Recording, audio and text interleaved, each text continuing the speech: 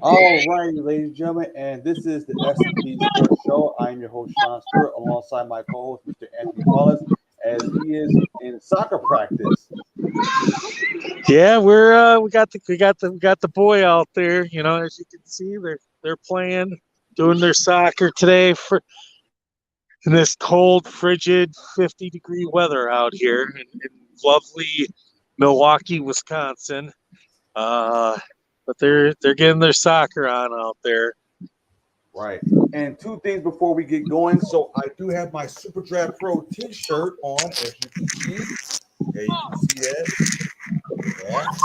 Yeah. And I also brought some Oreo cakers, as you can see. You can buy these at the grocery store. Are those things good, Sean? I've seen them. Oh, yes, I've been tempted. They're kind of like Suzy Q's. Oh, okay. Well, that's right up my alley. Okay, now I might have to go and buy some of those. Okay, that's all you had to tell me was Suzy Q. Exactly. And by the way, the S&P Sports Show is presented by Super Draft Pro and Nerd Focus Energy Drink. Nerd Focus. All right. So as we're heading into week 4, there are 21 college football teams that are undefeated. That's a lot for this point of the seasons, I have to say. Usually by this time, maybe it's about 10 or 12. Exactly. But that's going to thin out soon.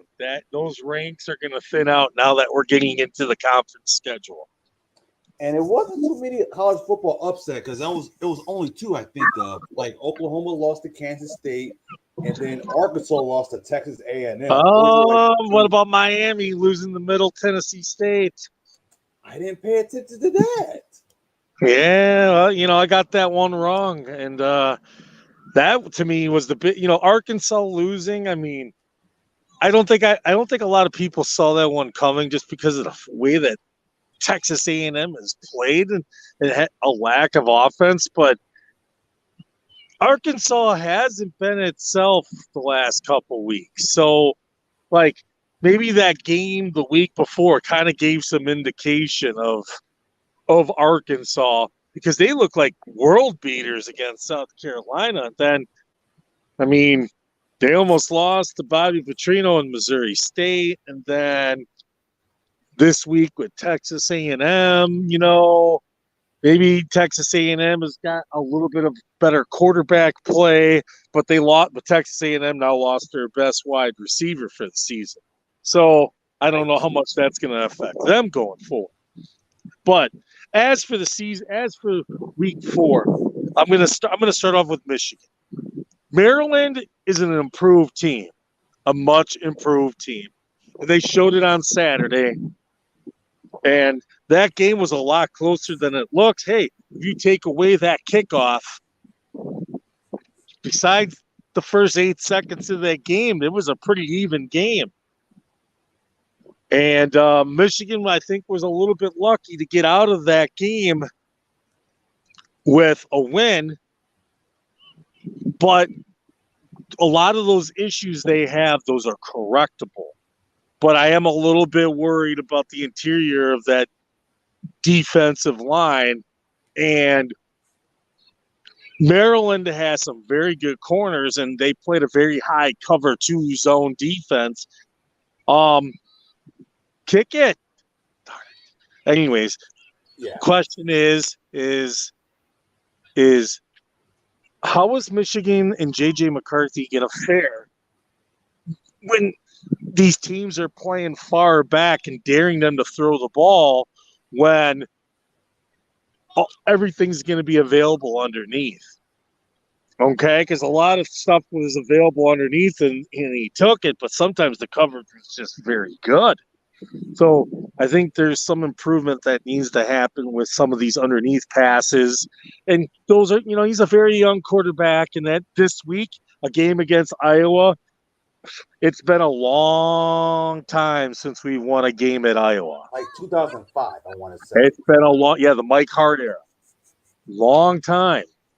Can they go into Iowa, which is kind of a house of horrors for Michigan? That's what I told people that.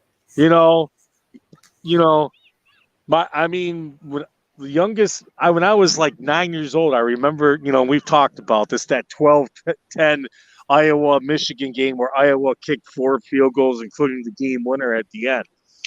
And then that game pretty much determined who went to the Rose Bowl that year, which Iowa did, and then they got spanked by UCLA in the Rose Bowl.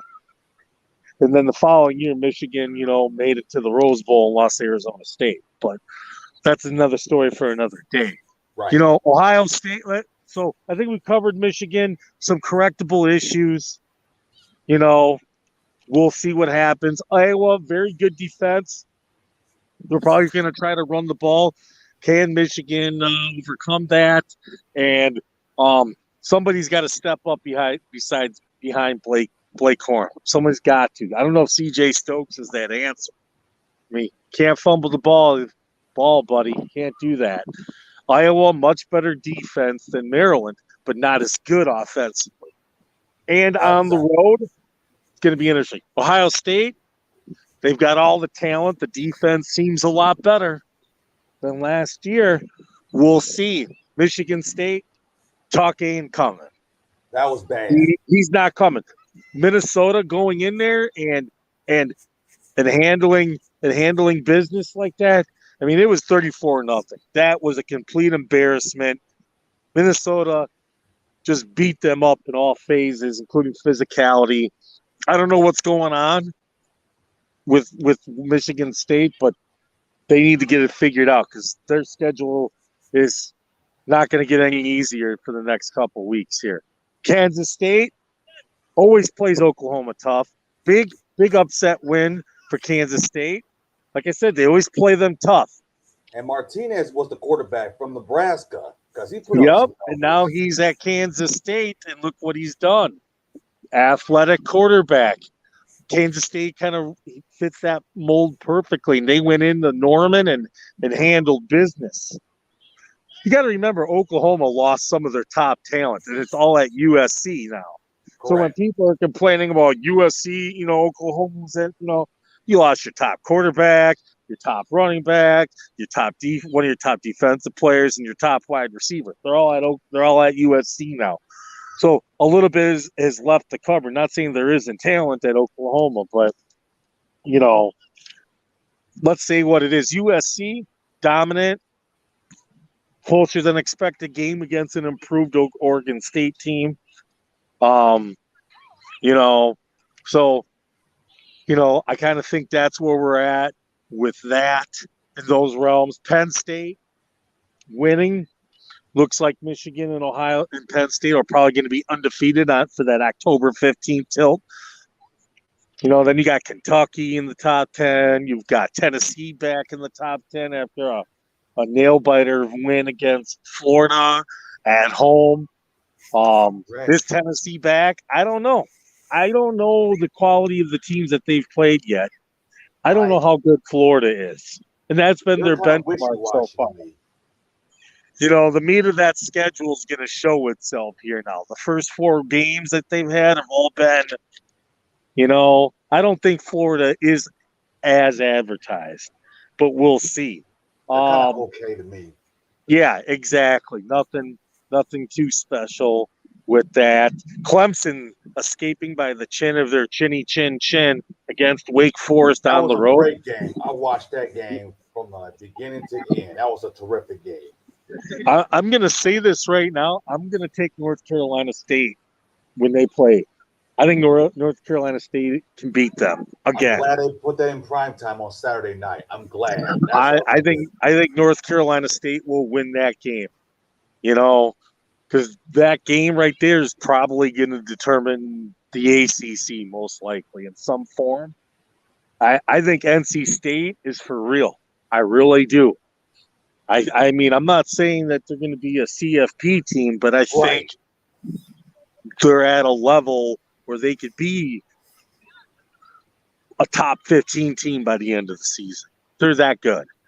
And props to Wake Forest, but Clemson isn't what it once was. It's just they're just not what they once were. I mean, they're susceptible. They still don't have a defense, obviously, but they have offense. But if you can shut down that offense, then it's a whole nother story there. So in that aspect, the rest of the top 25, Minnesota, like I said, manhandling Michigan State, getting in there. Kansas 4-0. And they score a lot of points. I was doing the research for Kansas. Let me tell you something about Kansas.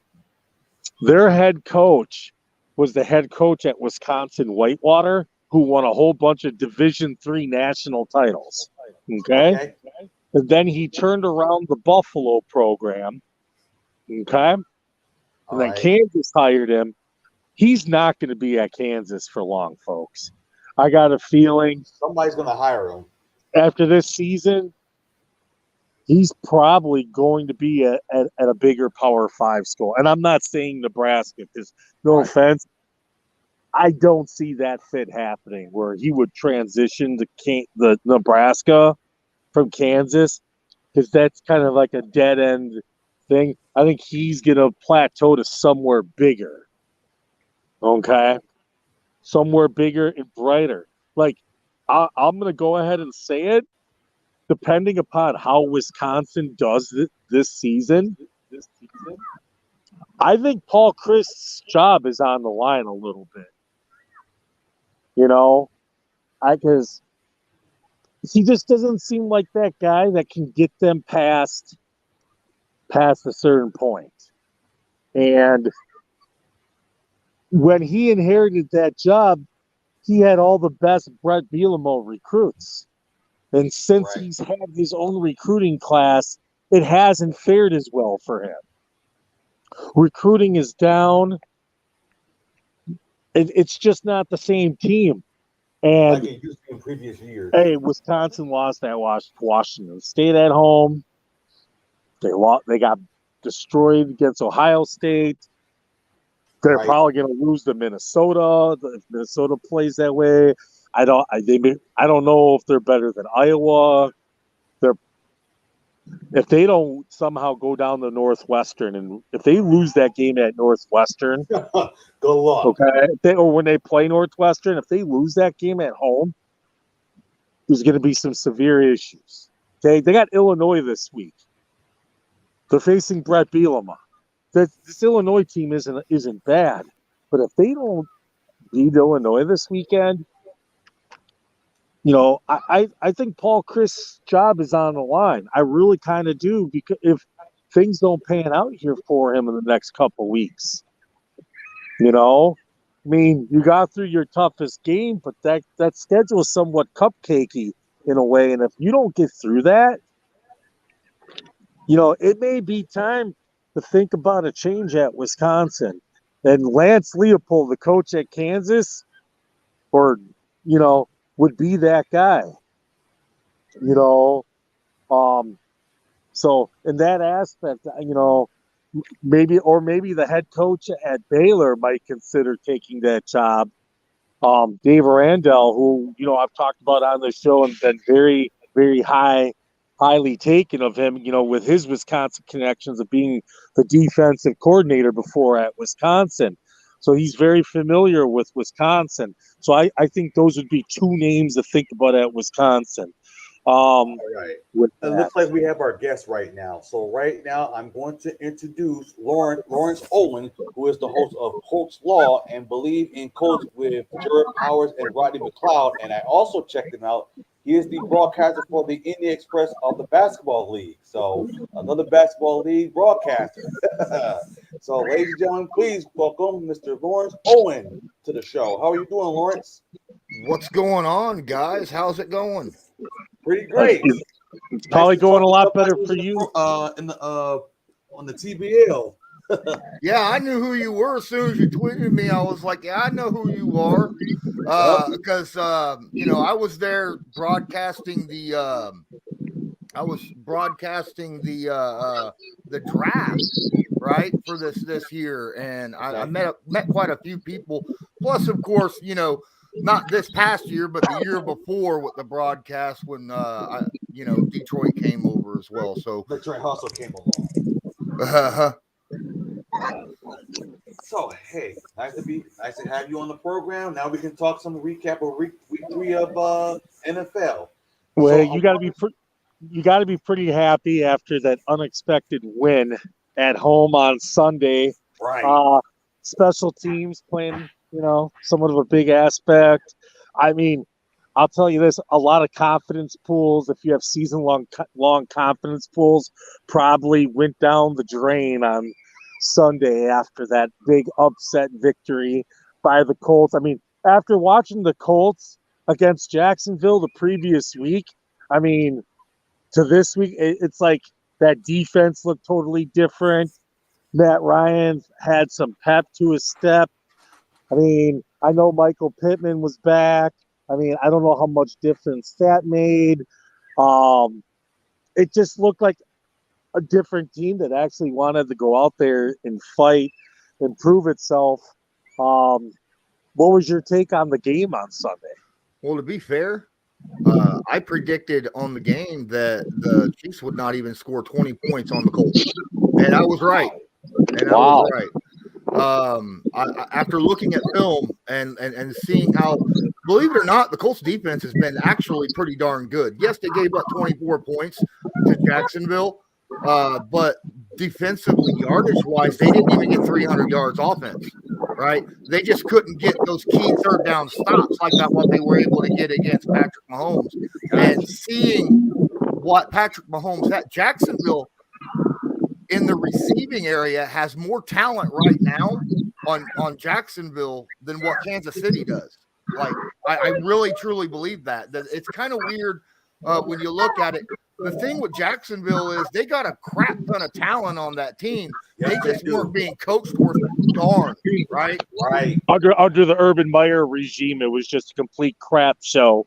And then this offseason they added Christian Kirk. You already had Marvin Jones, who's like Mr. Reliable. Mm-hmm. You got to remember Travis Etienne wasn't there last year. Now you got a two-headed dragon in the backfield. Year 2 of the Trevor Lawrence era. You've added a little bit defensively with the number 1 overall pick. They kind of had all that cap money. They spent some more during the offseason. So, look at Jacksonville on Sunday. I mean, they went out to San Diego and just beat the snot out of them in all phases. I mean, Jacksonville, as crazy as it sounds, realistically could be a playoff team. I mean, they had one bad quarter against the Commanders, which I don't know how that happened. But if you take that away, that one bad quarter, Jacksonville has played some pretty damn good football this season, minus the one bad quarter on the road to start the season in Washington. Indy's problem. Are they the best team in the AFC South at this point? With how they're playing as a team right now, probably. Indy's biggest problem right now is their offensive line, and that's weird to say over the last 5 years of the offensive line. I noticed that. But that's what's holding the Indianapolis Colts back. Their defense right now is a top 10 defense in the NFL. They're number 1 against the run in yards per carry, only allowing 2.6 yards a carry. That defense, that's after 3 games and 88 attempts, through 3 games, which is the 7th most in the NFL given up on a defense, but they're still the best in the league, right? When it comes to yards per carry, that offensive line isn't able to hold up against some of your premier defensive linemen. That's the problem right now. And if you could get that fixed, Matt Ryan's got people in his face on a constant basis. Week 2 against Jacksonville, I expected it to be a tough game because, first off, the Colts ain't won in Jacksonville in 8 years. Right, 8 years. I said that last week. Yeah. So and then with the offensive line issues, to drop a goose egg though, that was kind of like what, But hey, it is what it is. The Colts started to get their stuff together against the Kansas City Chiefs at home, which was a big plus. Yes, the Chiefs had some problems when it comes to special teams, but the Colts played special teams perfectly. Right? They played defense very, very well, and they just did enough on offense, especially on the last play of their drive. Chris Jones I'm sorry, but you get a sack and you force a team in the 4th and long with only 4 minutes left. Don't be talking smack right in front of the freaking referee if you actually want to walk off the field with a win. Because once the referee threw that flag, you saw it in Matt Ryan's eyes. You knew that he had a score in his pocket. He knew he had this defense beat, and he drove down the field and won it. So let me ask about a rival here in Tennessee. Mm-hmm. They're an enigma. They can't run the ball. Their secondary is trash. Ryan Tannehill probably isn't the answer, and this could be his last year with the Malik Willis development possibly in motion right now. And that defensive line isn't that good, and they just lost Taylor Lawarence for the year. And they obviously have a very young receiving core. I mean, where are we at with Tennessee? They got cap issues. Probably the end of the Tannehill era. You got to assume after this year, a wide receiving core, as I said, in peril. Where are we at with Tennessee? I can't knock the Tennessee Titans off for 2 reasons. 3 reasons technically. Derrick Henry ran last week kind of similar to the way he ran last year before he got hurt. All right, so he might be coming back to his own. So I can never write off Derrick Henry until he proves for like 2 years that he needs to be written off. Number 2, Jeffrey Simmons on that D line is a monster. Okay, one of the best 3 techs in the NFL. I really truly believe that. He's up there with your Chris Joneses, your Aaron Donalds, your DeForest Buckners. He is that guy. He is incredibly disruptive. And number 3 is that head coach, Mike Vrabel. Have a ton of respect for him because he always has his team set and ready to play hard-nosed football no matter what. And that's why I can never, even if they didn't have a quarterback back there, I still would not be able to write off a guy. Even if Willis and Tannehill both weren't out there, and they had to start, I don't know, their kicker as their quarterback, which we have seen before in the NFL. Obviously, I couldn't write them off, even if they were playing against like the Bills or the Rams or something. I just couldn't do it. I would still expect a hard-nosed, tough fight. So that's how I see the Titans. But that's just probably because they're a divisional rival, like you said. And we've had some hard fights, the Colts and the Titans, over the last about 4 years now. So let's switch to another in-division team, the Houston Texans. Obviously, we have another head coaching change, a front office that went through just pure hell the last 18 months with the Deshaun Watson issues. Lots of change in that front office. Some really weird trades going on, losing top picks, Laramie Tunzel, the Bill O'Brien general managership just destroying things at a crazy level. Like a soap opera. But they may have hit on a couple real stars here with their drafting and their scouting department with Davis Mills, Stingley, who I was super high on at LSU, even before he had the injuries and kind of his draft stock fell before it really picked back up. I mean, he was my number 1 player on the board going into that season before the injuries affected him. That's how highly I thought of him. And then Pierce just came out of nowhere from Florida and is taking over the running back room to the point of they cut Marlon Mack, who you're probably very familiar with. And they got that one safety back there who was just making life a living hell for Justin Fields on Sunday. It seems like they have a lot of talent and they have drafted quite well with their limited talent due to the previous couple of years up until last season. Is this Texans team possibly on the rise if they can get like another stellar draft class, especially since they're going to probably be having now a ton of cap space now that they've gotten Deshaun Watson on the books and going very young going in the next season? It's good. It's quite possible. Look, after the past regime and the completely, I mean, they got picked apart of talent, literally picked apart. All their good players just was traded away or wanted to leave, right? I mean, starting all the way with their wide receiver and Hopkins and then Watt and then, obviously Watson now gone. Last year, that change in regime inherited a team lacking high-end talent. They had football players, but not high-end talent anywhere on the team. And that's what really hurt them all the way across the board. This past offseason, this new regime has came in and tried to fill some of those spots with some dynamic playmakers. Then you're right. I don't think they're going to be that team this year. I don't think they're going to make a jump to 8, 9, 10 wins this year.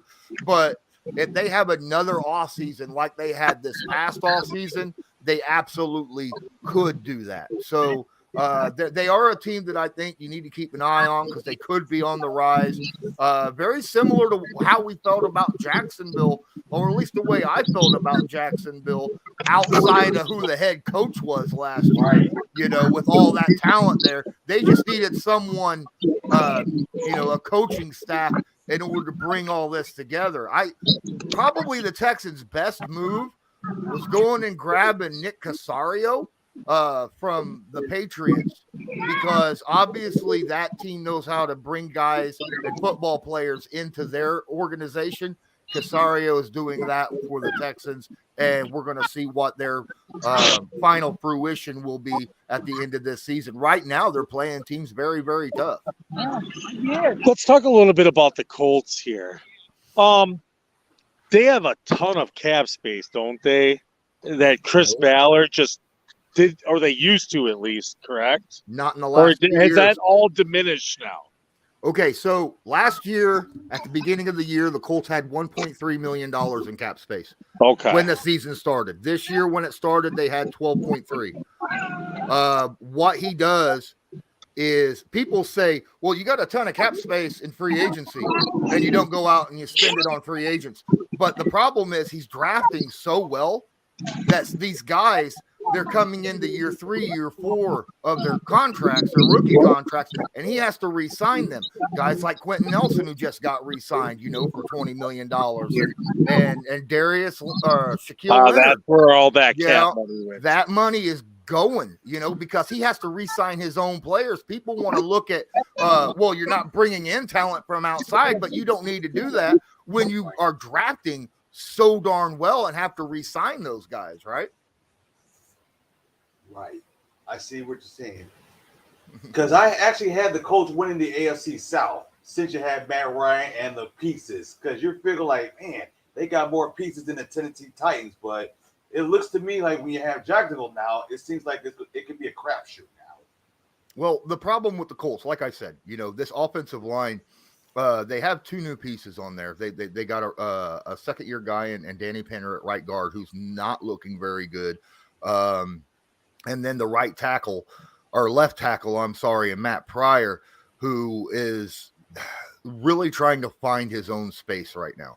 And because of those 2 weak links on the offensive line, teams are utilizing that, seeing what the problem is, and are attacking that on a consistent basis. Okay. And because they're doing that, they're getting pressure on Matt Ryan. I noticed constantly. That Sunday. Yeah. And Matt Ryan got sacked. Oh, Jacksonville came after him. The Texans came after him. It's nuts. This offensive line has not looked this bad since the Ryan Grigson era. So, don't even mention that Ryan Grigson era. He drafted really bad. I told coaches, like, you got your general manager screwing y'all up with bad players being drafted. I don't think this is a problem that's going to last long term. I think this has a little bit to do with just communication across the offensive line. A lot of communication problems. Once that offensive line starts to gel a little bit better and understand with the two new pieces, understanding when to switch off on your blocks and stuff when you're coming across stunts and twists and things of that, delayed blitzes, safety blitzes, things of that nature, which is what has been the Achilles heel. It's not the man-on-man blocking. The man-on-man blocking is solid. It's when they bring something different and the young guys are not seeing it, and it really hurts the team. There was plenty of times when Ryan Kelly, who was I gotta believe, has said, hey, if there's not a defensive tackle directly in front of you, help Danny Pinter out.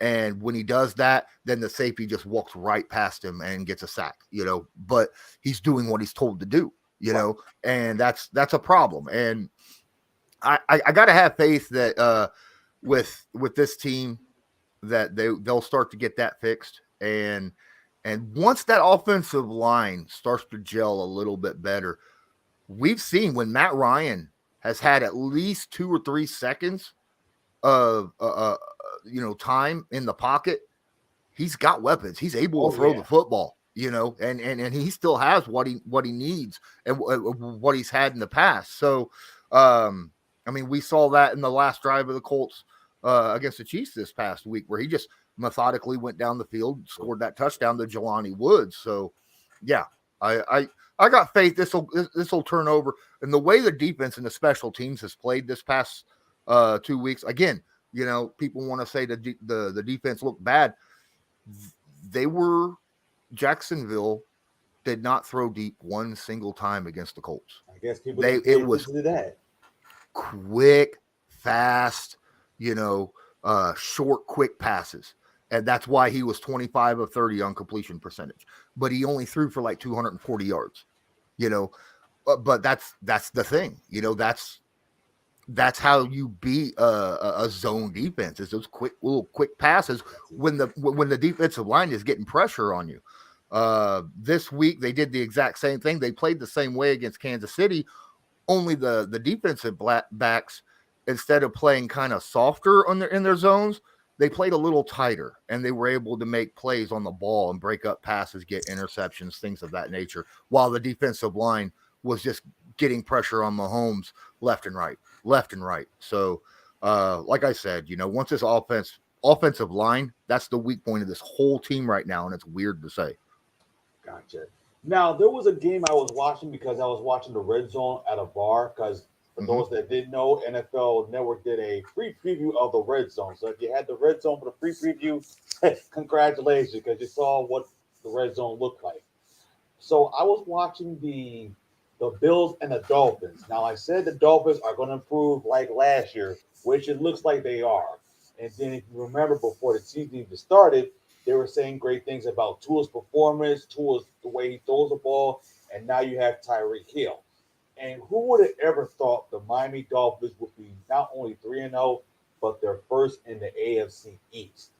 I would have never even thought of that. But since you have Tyreek Hill, like I said a couple of seconds ago, it kind of really helps you if you're Tua, because he's been getting a lot of passing yards, if you notice, since Tyreek Hill has been with the Dolphins. Yes, he has. And against the Bills, that was I'll tell you what, the Bills and Dolphins game was just something that was ripe to happen. The Bills secondary was completely and utterly gutted, right? I mean, no Jordan Poyer, no Micah Hyde. Two of their that's been their issue so far this season, especially when they first game against the Rams. You saw that. Yeah. Well, they just lost one of their safeties, and they lost one earlier. So now they got now they're down to basically prom night people out there playing cornerback and safety for them, and it's not a good look for the Bills. Their front seven is still incredibly solid. You saw that against the Rams. Their front seven is absolutely studly. They can get after a quarterback. They can stop the run. But because of the secondary looking the way it is, and you got a guy like Cheetah out there who can make even the best secondaries look pedestrian, and yours is pedestrian, then you're going to end up getting hurt really, really bad. And that's exactly what happened with the Miami Dolphins and the Buffalo Bills. Right. Because it seems to me like between those two, one team going to win the AFC East and the other will make it to like the wild card playoff. Because it seems to me those are going to be like the top two teams in the AFC East. New England, I told everybody, it's like, I don't feel confident with New England because they don't have no wide receiver core. And Mac Jones looked like he's lost. Well, New England is one of those they're in one of those weird transition phases, right? Under Bill Belichick. The saving grace is they have Bill Belichick, and he can game plan and scheme like better than anyone in the NFL. He'll find a weakness of the team that you're going on, and he will pound that weakness until the end of days. Ask Buffalo last year, right? I mean, they ran the ball 6,000 times and threw the ball twice. They hardly ever passed the football. Football. Yeah, and they won doing that, you know. So obviously now the problem is you're in this transition phase, and Mac Jones not only kind of looked lost at times, now he's hurt, you know. Right. Now he's got that ankle injury, the high ankle sprain, which is going to slow his development. He can't be out there practicing on a high ankle sprain. He's got to wait for that to heal. Huh? I said, heck no, I wouldn't even do that. I would like rest for a couple of weeks. So yeah, it's kind of like they're toast. Yeah. I would not put my money on Brian Hoyer. Okay. I understand that a lot of people want to call him Hoyer the Destroyer, but the only thing he destroys is his own team's chances of winning. Okay. So I'm not too high on the Patriots now. I thought maybe as the season progressed, if the young second-year quarterback was there, Mac Jones was there, he might start to get back into that rhythm that he had mid-season last year. But at this point, I think that's a massive hurdle to get over in your sophomore season as an NFL quarterback, to get over a high ankle sprain like that. And you're right. I mean, the offense, look, they've got some running backs, they got tight ends. They went out wide and receiver core is bad. They went out and got a couple guys. Like, I mean, was it Parker? I think they picked up, or who was that from the Miami Dolphins? Devontae Parker. Yeah. They picked him up this past off season, but heck, you know, from one season to next, you never know what he's going to give you. Exactly. Especially in fantasy football. So it's that there's question marks, as you say, at wide receiver for them. It's question marks, but it's been that way for the last few years. You know, that you don't know what they're going to. This is a team that hasn't had a star. They've had one really good star receiver throughout the entire dynasty, and that was Randy Moss. Right. You know, and they don't generally win Super Bowls with star wide receivers. They win it with their run game and their defense and the special teams. So we're talking about the Patriots here. Let me ask this since I jumped into this conversation. Okay.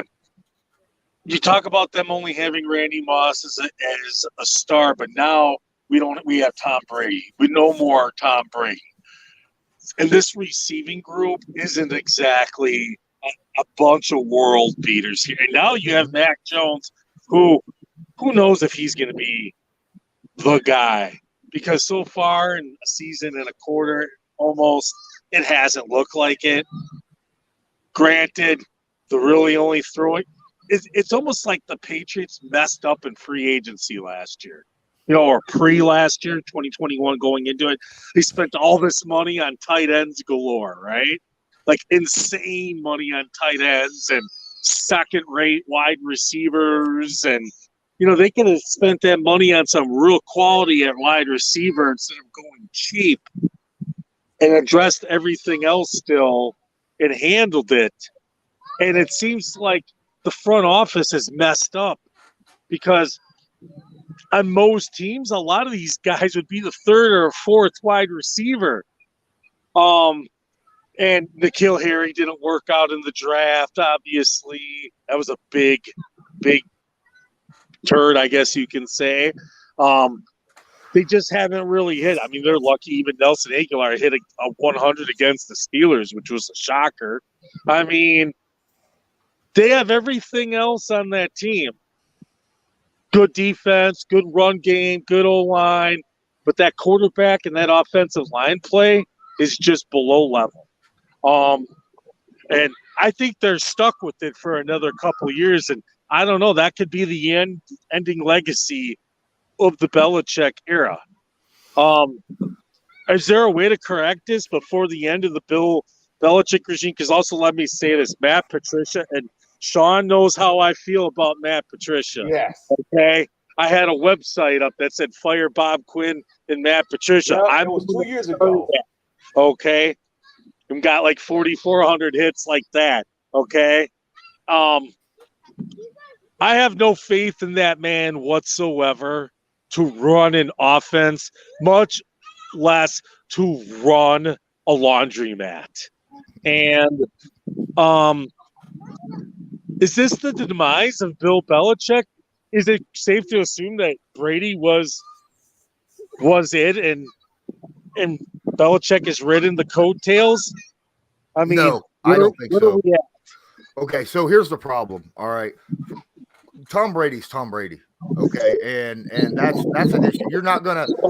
That's another thing where Matt Jones. It's impossible for Matt Jones to live up to the legacy of the guy of shoes he's trying to fill. Right, that's absolutely impossible.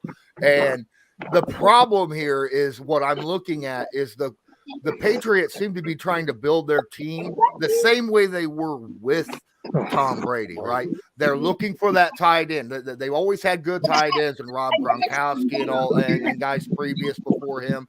And then they had those little quick, little quick guys that they could throw to, right? Like Edelman's and all them, which they have on their team, but they don't have a true, number one wide receiver like most teams would want to go for. You also got to go and get yourself a real offensive coordinator because let's face it, you're right about Matt Patricia. Let's get rid of him. Okay, if the Patriots expect to win anytime ever, let's not have him making the play calls on the offense. I mean, this is flat out. He couldn't do it in Detroit. He sure as heck ain't doing it here. So come on now. Yeah, exactly. I mean, I look at the Patriots like I think the Joe Judge hire, bringing him back to the staff was fine. Mm-hmm. I don't have any issues with that. But bringing Matt Patricia back after that crap show, you knew there were going to be some, and then you're going to let the man run the offense when he really has no skills in running the offense before when you were the defense. But now you're trying to flip sides to the offense. It's just not a viable option. That's a terrible idea. Terrible. Oh my goodness. At this point, I would have some kind of quarterback coach, be the offensive coordinator at this point. That'd be better. Yeah. At least he understands an offense and understands, what, especially if he's your current quarterback coach, he knows what the limitations of Mac Jones is. Have him call the plays, right? Have him go out there and run that offense. But I mean, the way you got to look at this is, have they destroyed the growth of Mac Jones? I mean, seriously. I mean, you invested a top 15 pick in Mac Jones. It was probably even higher rated on their board than even that at that point.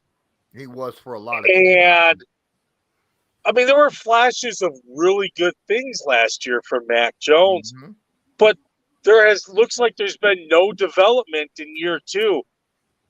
Either they have stunted or he has regressed due to Matt Patricia. And as you said, no true offensive mind running that has stunted his growth, I feel. And when you have a player in year 2 and they're not going to develop, the chances of them developing going into year 3 are pretty much almost slim and none at this point. I mean, have they destroyed this guy to the point he's never going to be anything more than average, if that, at this point? I mean, I don't know. And who knows the way with this ankle injury, how severe it was, the way that he was screaming in agony I saw as he was being carried off the field. Yeah, I get you. That's the big worry to me is what. Okay, so here's the thing. Let me look up something real quick. What was his name? Yes, there we are. All right. So you could legitimately stunt his growth if you keep Matt Patricia there, because let me tell you, certain players or certain coaches over certain players can really harm the growth of a quarterback. Look what Adam Gase has done to quarterbacks over his tenure. All right. And we don't want to see that with other young quarterbacks. I mean, so at this point, if by week 4 or 5, I'd say week 6. Let's say week 6 is the latest. Yeah. If this isn't starting to look a little bit better, now obviously I don't think Mac Jones will be back by week 6. I really don't. I think he's going to be out 4 to 6 weeks. When you have a severe high ankle sprain, the way he was in pain, generally that's a 4 to 6 week type thing. But if you don't see some kind of stability in offensive play calling and cohesiveness with the offense, you have to make a change at your play caller on the offense, because if you don't, you are absolutely right. You will stunt this guy. You will ruin him, and he will be the next Sam Bradford or Sam Darnold. Pick a Sam. I don't Barkley. Care. Yeah, Barkley. Who? I mean, look what Ryan Tannehill got the hell out of Gase, right? And went to another team. Now, you may think he's not all that right now, but I mean, for the first 3 years with Tennessee, he had the best quarterback rating in the NFL for 3 years straight. I mean, my goodness, right? Because of just getting out from under Adam Gase. That alone look where was he's a at huge right now. boost to him, right? Yeah, it proved to be miraculous, just like it looks like in Miami too. Might have a revival due to Miami making some and a new head coach, and finally can call some offensive games. Yep, and that's what I noticed about the Dolphins, because they hired a coach that can call offense. That's what I like about this Dolphins team. If people notice about that, and they're controlling clock. The defense is motivated. The defense, yes, they gave up a ton of points in Baltimore, but I mean, they played some pretty damn good defense against New England, some pretty damn good defense against Buffalo. I mean, this Dolphins team last year, there's no way them being down the way they were against Baltimore that they would have came back or had the spirit to come back. This guy just doesn't give a damn, by, his blanket play. I'm not going to say the word, right? But the blanket play. Everybody can figure that out. Like match game. Pretty much. Exactly. The Dolphins, I don't think I've seen this franchise buzzing this much since maybe the beginning of the Jimmy Johnson era, or maybe even the Shula era. Seriously. That's how much brightness I'm seeing right now. I would probably have to say Shula era, because even during the Jimmy Johnson era, it was like, I mean, you knew they would be competitive, but it wasn't like, Super Bowl contenders. This much ampness and hypeness, where, this guy, this guy looks like he came out of a Cheech and Chong movie, and got this thing turned around pretty good. And there's good talent on both sides of the ball in Miami. You got secondary, D line's okay, O line's okay, running backs are kind of San Francisco 49ers ish, but they got weapons on the outside and in Gesicki, and just throw the damn rock. That's pretty much what he's telling them. Throw the rock and control the clock. I mean, well, the question with the Miami Dolphins is, when it comes to their defense, the last couple of years, their defense has been actually very, very good. Can Jalen Phillips make that sophomore jump? That's the big question. He's been kind of quiet this year. And is Xavier Howard going to come back to being the guy that he once was just a couple of years ago? That's coming off that injury. Is he going to be that guy? So they need a couple players to step up on defense to really have that oh my goodness defense that you expect. They have played a couple games, but like you said, against Baltimore, Baltimore went out there and just put a thumping on that defense. So what are we going to do here? That you got to be able to play consistently against multiple different looks of offenses that you're facing across from you on the line of scrimmage. But speaking of Baltimore, yeah. Well, I mean, this defense is just since the second half of last season. Once they endured all of those injuries, this Baltimore defense has not been the same since the halfway point of last season. I mean, is this an issue of just not hitting on draft picks? Is this? I mean, how much is this? Is coaching? I mean, Mike McDonald,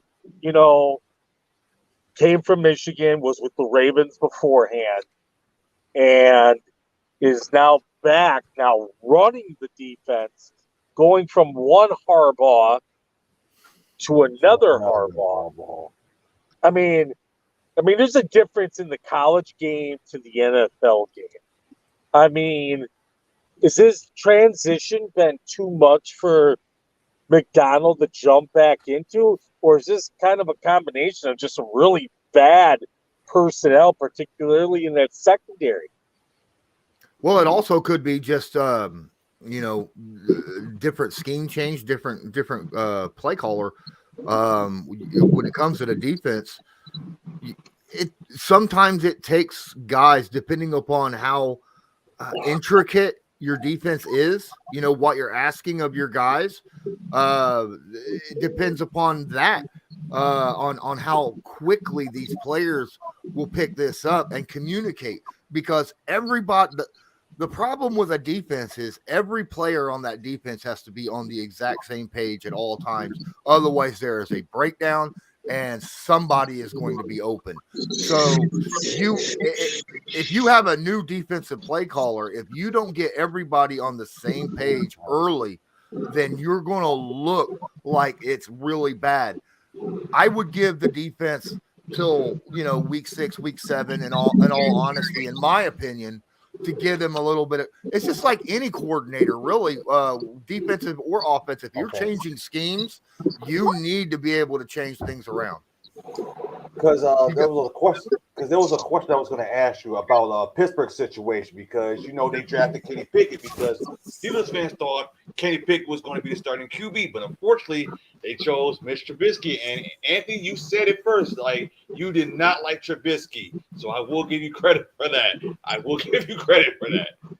I mean, I think with the Steelers situations that they don't want to throw a guy and demoralize him and a young quarterback and ruin him from the get-go by throwing him out and having a bad start, and just sit him down under the wing and let Mitch have his chance before you're going to throw this guy out there You could throw him out there at the beginning of the season, but I mean, you get destroyed and wrecked. That could really ruin a guy's, confidence and his morale and his building.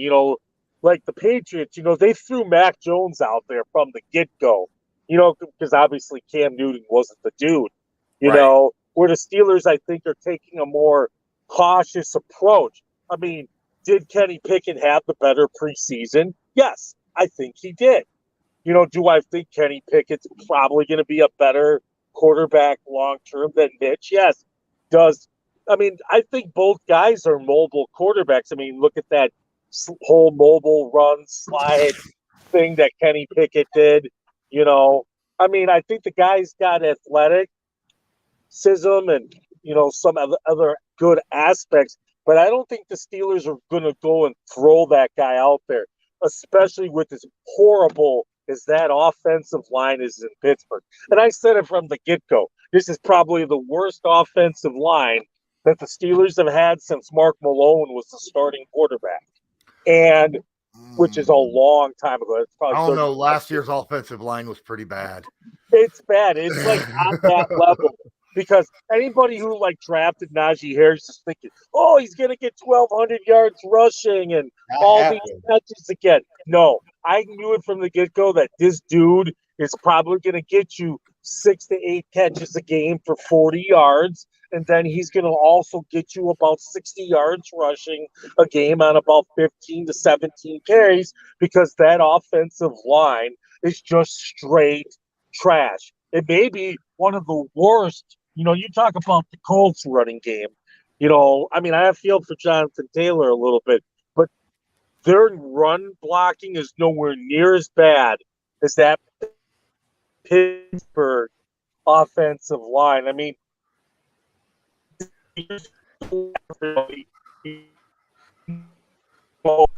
one had some severe injury that ended his career. The Steelers were just completely cap-strapped. They didn't hit on one of the linemen that they drafted as they thought would be a part of their future. And look at it now. They still have a very good defense. Their wide receivers are average. I'm not a Deontay Johnson guy because that dude is fragile, as I like to say.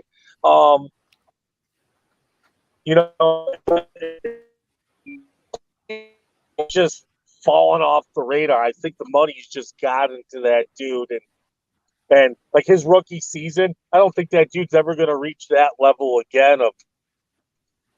But I do like Pat Freiermuth a lot, the tight end that they drafted last year out of Penn State. A lot of athleticism there. But the reason why they do not make the playoffs. I think they're everywhere else, even with Pickett or Trubisky, they're a playoff.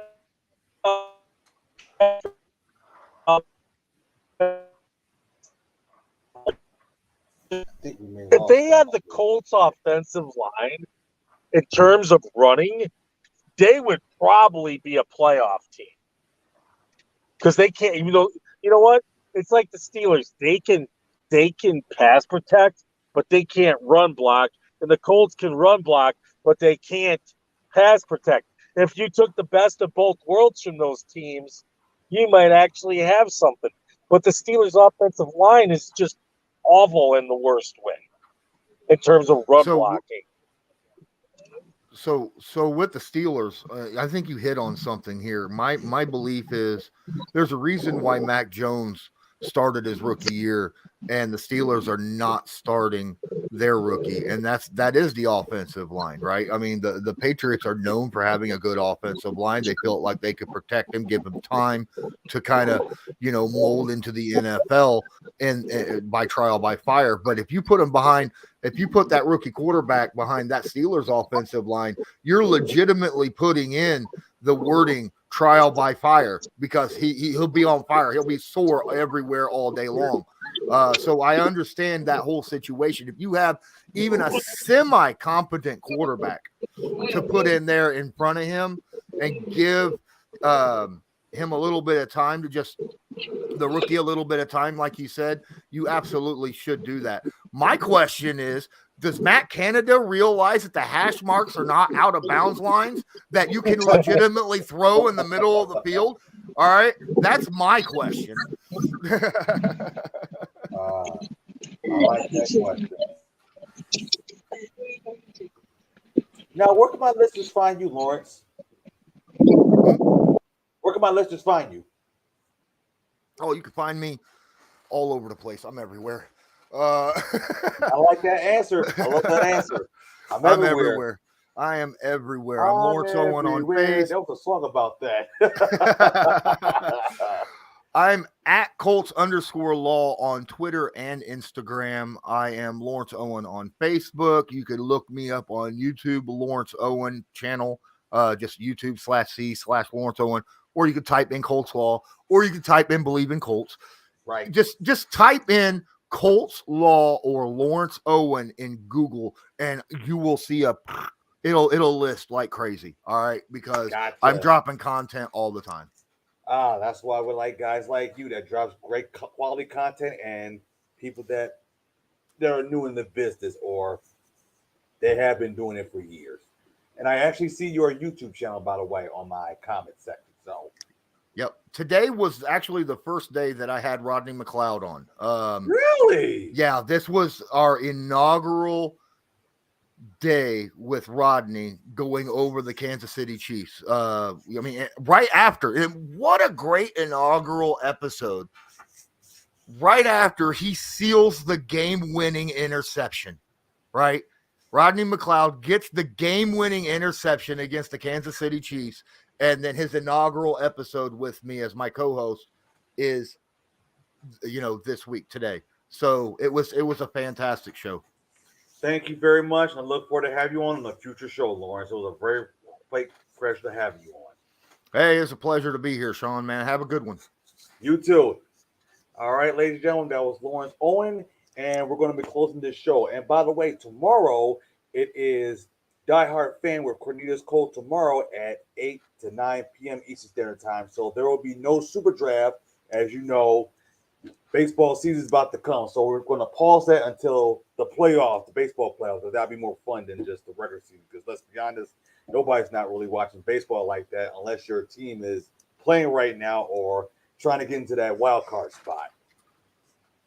So, all right. So me and my coach, we will see you guys Thursday again. And we're going to preview with the week 4. So take care. You guys have a nice and wonderful night. Thank you.